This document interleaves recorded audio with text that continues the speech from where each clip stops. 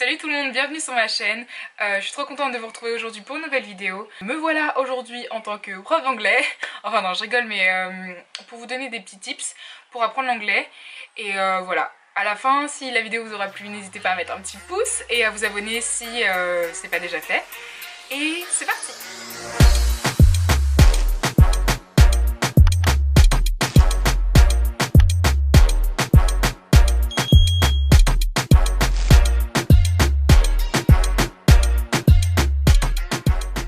Quand on apprend une langue, on se retrouve comme des bébés. Vous voyez les bébés, ils naissent, ils parlent pas, mais ils nous entendent parler. Ils nous entendent, ils nous entendent, ils nous entendent. Et au fur et à mesure, ils comprennent le sens en fonction de la situation, du mot qu'on répète. Donc souvent ça va être non, merci, ces choses-là qu'on va leur répéter pour que eux ensuite ils puissent les répéter et aussi comprendre. Ça paraît logique, mais bon, bref. Nous c'est pareil, en anglais c'est ce qui va se passer. Je pense que en premier on est capable de comprendre. Souvent les gens quand tu leur dis tu parles anglais, ils disent non, je parle pas très bien, mais par contre je comprends. Bon, voilà, c'est comme les bébés. Au fur et à mesure vous allez être capable de comprendre et aussi de répéter et de formuler des phrases. Ça c'est autre chose, mais c'est comme ça que ça se passe.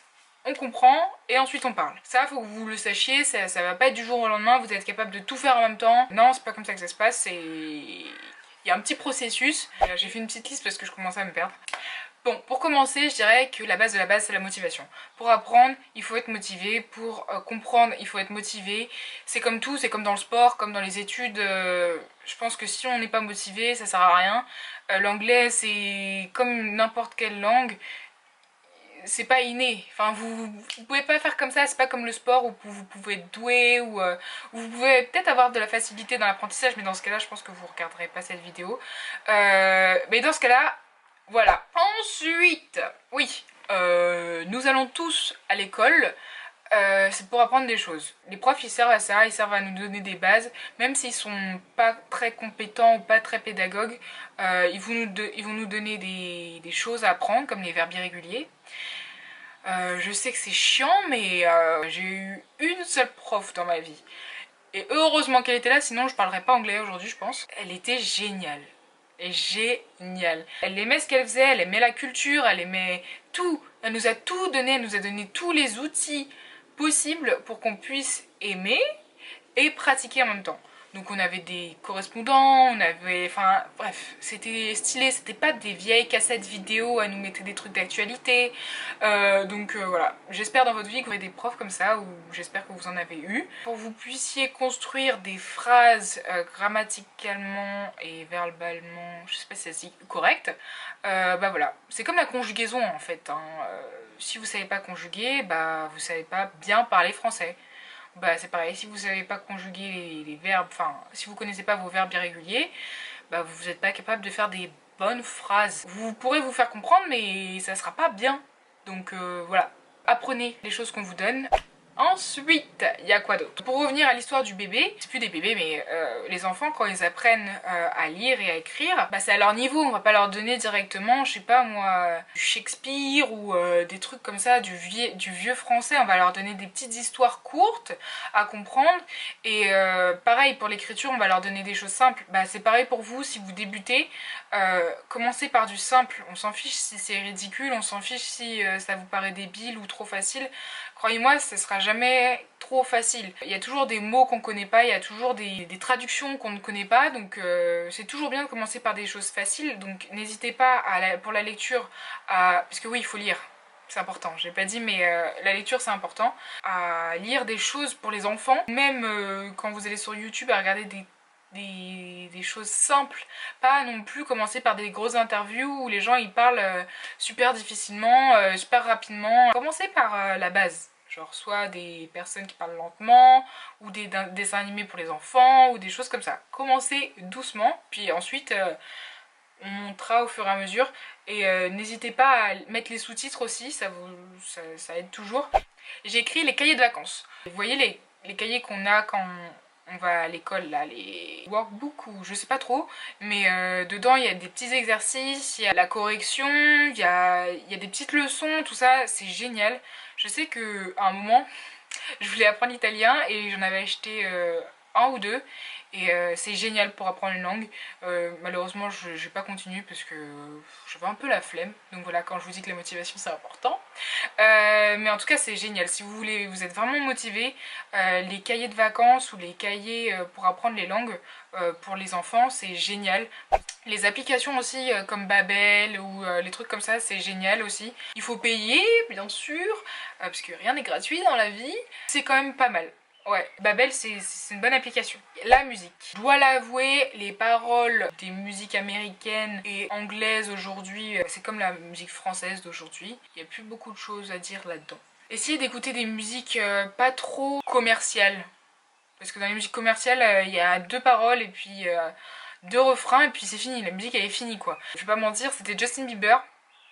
C'est comme ça que j'ai commencé. La parole de Justin Bieber, je sais pas, tout le monde. Je voyais que c'était un gros truc et que tout le monde était genre en mode waouh, mais il a changé ma vie, des trucs comme ça. Moi, je comprenais pas les paroles et ça m'a fait chier à un bout d'un moment. Donc, je me suis dit, va traduire et ensuite, on verra si vraiment. Voilà. Donc, c'est vrai qu'à l'époque, Justin Bieber, il écrivait des chansons qui voulaient dire. Enfin, toujours aujourd'hui, hein, d'ailleurs, ses chansons sont toujours significatives. Il y a toujours un sens derrière ses paroles. Mais oui, c'est comme ça que j'ai commencé, donc ce que je vous conseille pas forcément d'écouter Justin Bieber parce que je sais que c'est pas au goût de tout le monde, mais essayez de trouver des artistes qui ont des paroles significatives. Donc voilà. Ensuite, il y a les films, les séries, et ça revient à la même chose. Commencez par du simple. Mais le mieux du mieux, c'est les sous-titres en anglais. Donc regardez la série en anglais et les sous-titres en anglais. Je sais que c'est pas facile, mais bon, pour le niveau en dessous, vous pouvez mettre la série en anglais ou le film en anglais avec les sous-titres français.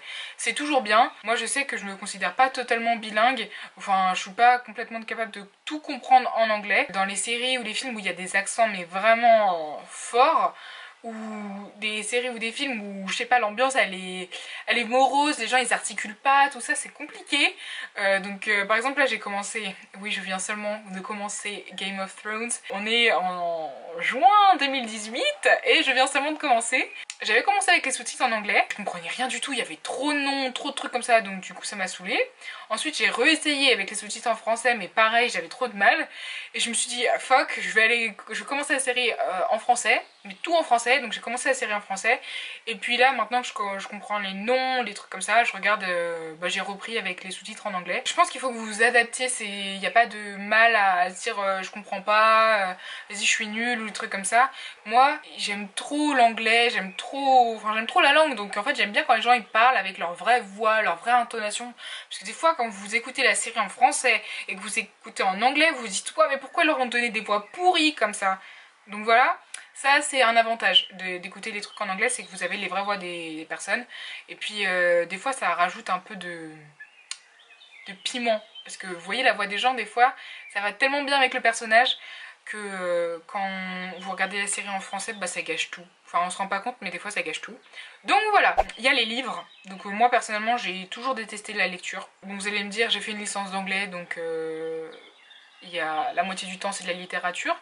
Mais bon, des fois faut faire des choses. Je voulais avoir une licence, je voulais pas me retrouver sans diplôme après le bac. Donc j'ai fait une licence. Et dedans il y avait de la littérature donc voilà. Donc j'ai appris à lire des choses qui à la base ne m'intéressaient pas. Donc j'ai lu du Shakespeare, des choses comme ça, donc ça piquait mes yeux, mais bon, c'est comme ça qu'on apprend en lisant et en écoutant. Commencez avec des choses faciles et des choses qui vous intéressent surtout, parce que je pense qu'en fait à l'école on nous donne plein de choses mais qui nous intéressent pas. Si ça nous intéressait, je pense qu'on serait meilleur. Un des derniers conseils que je peux vous donner aussi, c'est de faire semblant. En tout cas c'est un truc qui m'énerve, les gens qui font pas l'effort. Je sais que c'est difficile, je sais que les gens se moquent, mais à un moment, si tu veux parler anglais, il faut faire semblant de savoir parler anglais. Essayez, même si c'est pas forcément la bonne construction grammaticale, au moins vous pouvez mettre l'accent et mettre l'intonation, enfin je sais pas, on va pas dire I'm a girl. Vous voyez le earl, c'est moche. On va dire I'm a girl. Like, il faut faire semblant quoi, enfin faut se lancer.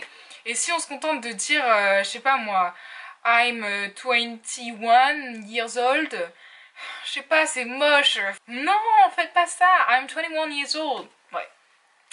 Je sais pas, faites un petit effort, c'est pas compliqué, et même si vous savez pas, et essayez d'écouter les gens, et lancez-vous. Parce que l'anglais, en gros, je parle pour l'anglais, après les autres langues je sais pas trop, mais je pense que tout se rassemble. Il faut faire semblant de savoir pour imiter. Enfin je sais pas, c'est comme les enfants, quand ils apprennent à parler, bah, ils essayent au maximum de se rapprocher de la langue qu'ils entendent. Vous voyez ce que je veux dire? Je sais pas si ça veut dire vraiment quelque chose, mais je sais pas, une langue, c'est l'écriture, c'est la culture, mais c'est aussi le parler. Enfin, je sais pas, vous voyez bien qu'il y a la haine dans ma voix, mais je sais pas, faites un effort. On vous demande pas d'être parfait, mais de faire un effort, ça fait de mal à personne. Si un autre conseil que je peux vous donner, c'est de voyager. Je sais que c'est pas possible pour tout le monde. Moi, je sais que j'ai jamais eu, enfin, j'ai pas eu les moyens financiers de le faire. Si vous avez la possibilité, sautez sur l'occasion, franchement, c'est un des meilleurs moyens pour apprendre, de sortir de sa zone de confort et de s'immerger directement dans la langue et dans la culture. Et aussi, il y a les voyages linguistiques, il y a EF comme entreprise ou des trucs comme ça, ou même il y en a plein qui font au pair pour apprendre la langue, donc je pense que ça c'est les meilleurs moyens, mais c'est pas forcément obligatoire, parce que quand je vois les gens qui donnent des conseils directement, ils disent ouais faut voyager absolument sinon tu n'y arriveras jamais. Enfin moi en tout cas je sais que j'ai jamais eu de problème par rapport à ça. J'ai été un jour dans un pays anglophone et mon niveau d'anglais est plutôt bon. Suite de ça j'ai fait une licence d'anglais. Aujourd'hui les procédures dans ma compagnie sont que en anglais, donc c'est pareil, vous n'avez pas forcément besoin de partir à l'étranger pour parler anglais. Je pense que ça peut se faire de soi-même avec un petit peu de motivation. Et voilà, je pense que j'ai donné tous mes petits conseils. J'espère que ça vous aidera et à la prochaine. Bisous bisous.